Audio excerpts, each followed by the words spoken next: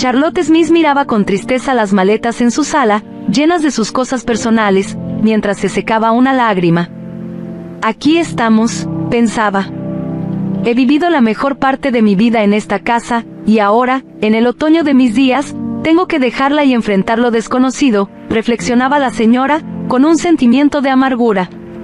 Le tenía un cariño enorme a su pequeña y acogedora casa en la calle principal. Los años dorados de Charlotte Smith ya eran cosa del pasado.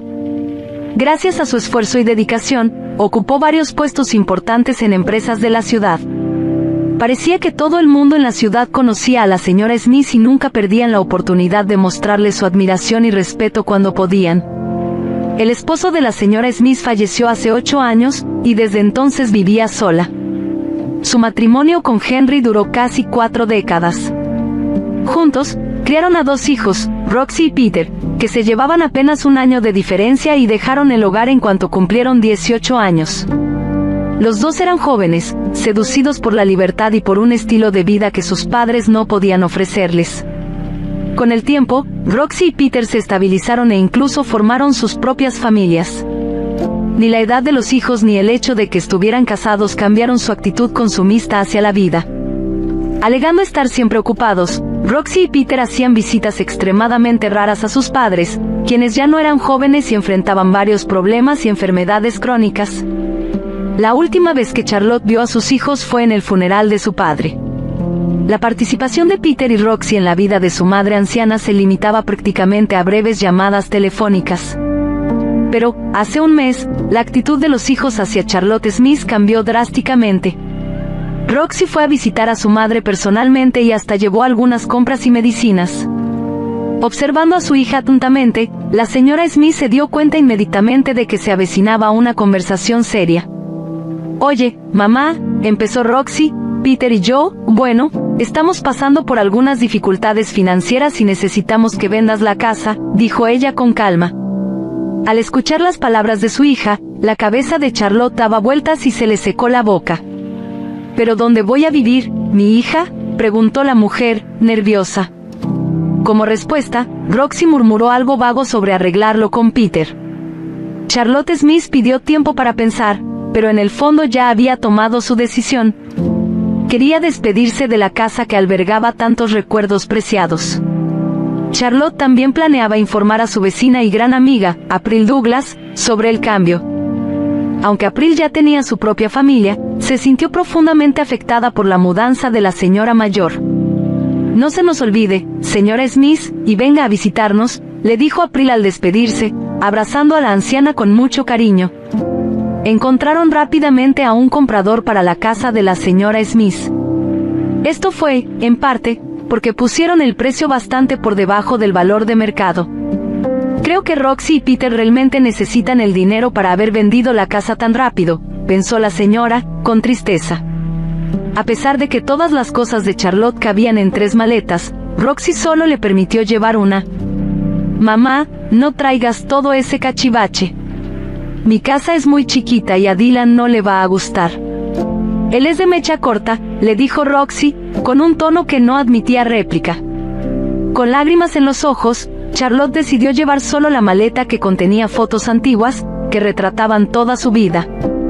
Para decepción de la señora Smith, la reacción del esposo de su hija a que la anciana se mudara a su casa fue bastante negativa. Aprovechaba cada oportunidad para dejar claro que la presencia de Charlotte lo molestaba mucho. «Ella anda deambulando por la casa toda la noche y yo necesito descansar después de un día pesado. Habla con Peter, quizás él esté en mejor posición para alojarla». «Después de todo, también es su madre», dijo Dylan, entre dientes. Esa noche, Roxy llamó a su hermano, pidiendo ayuda. Desde el primer momento en la casa de su hija, la pobre señora Smith sabía que no se quedaría allí mucho tiempo. Menos de 2 semanas después, Peter llegó en su vieja camioneta para llevarse a la anciana. «Quizás aquí sí sea bien recibida», pensó Charlotte Smith, con lágrimas en los ojos. Desafortunadamente, no tenía idea de cuán equivocada estaba. El problema era que Mónica, la esposa de Peter, había sentido antipatía por su suegra desde el primer encuentro. Parada en la puerta, confundida, la vieja señora no sabía cómo actuar o qué hacer. La actitud de Peter resultó ser tan mala como la que la señora Smith enfrentó con su hija. Pero mis hijos no me quieren, los cuidé durante tantos años, los crié, y ahora así es como me pagan, pensó Charlotte, angustiada. Había estado viviendo en la casa de Peter por cerca de 2 semanas cuando Mónica le dio un ultimátum a su esposo: tienes que elegir, es ella o yo. No aguanto más tenerla aquí, gritó la mujer, irritada. ¿Dónde la voy a llevar? No puedo simplemente dejarla en la calle. Necesito hablar con Roxy y pensar en meterla en un asilo o algo así, respondió Peter, atónito. Lo que no sabía el hombre era que la señora Smith había escuchado accidentalmente la conversación mientras iba a la cocina por un vaso de agua antes de dormir. Pues, aquí estamos otra vez, y ni siquiera se esfuerzan por esconder sus charlas sobre cómo deshacerse de mí, pensó la anciana, tristemente. Para sorpresa de Peter, la reacción de su hermana a su propuesta fue bastante tibia. Por si se te olvidó, también tendríamos que pagar por el asilo, hermano, y déjame decirte, no es nada barato. Claro, si tú tienes algo de dinero de sobra, adelante, pero no cuentes con mi aporte, replicó Roxy, irritada. Sin saber qué hacer a continuación, Peter pasó los siguientes días triste y nervioso. Trataba de encontrar una manera delicada de comunicarle a su madre que ya no era bienvenida en su casa. Sin embargo, había algo que Peter no había considerado. Al mirar a los ojos de su hijo, Charlotte Smith lo entendió todo, sin una palabra. Empacó su maleta una vez más y se dirigió a la salida. Mientras tanto, ni su hijo ni su nuera mostraron ningún deseo de despedirse de ella. Con su vieja maleta en una mano, la anciana caminó lentamente por la ciudad, recordando los tiempos en que todo iba bien en su vida. Los transeúntes ocasionalmente intentaban alejarse de la señora mayor que lloraba. No podían soportar ver todas las emociones que ella había experimentado en los últimos 2 meses reflejadas en su rostro. Charlotte Smith caminaba sin rumbo y había perdido completamente la noción del tiempo. Sin querer, la anciana giró en la calle donde estaba ubicada su antigua casa.